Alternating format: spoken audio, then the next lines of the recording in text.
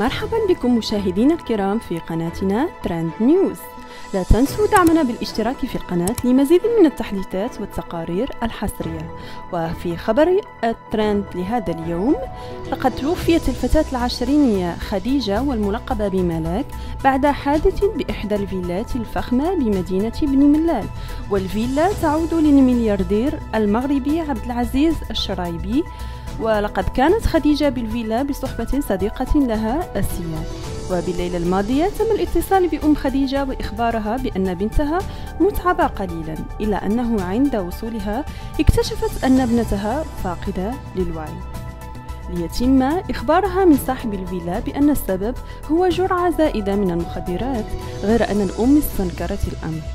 وبعد حضور الشرطة العلمية تم أخذ خديجة للمستشفى ليتم بعد ذلك تأكيد خبر وفاة الفتاة بجرعة زائدة. وقد أضافت الأم أن جثة خديجة بها كدمات وكسر على مستوى رجل الضحية. ويبقى السؤال، هل فعلا خديجة توفيت بسبب المخدرات أم بسبب آخر؟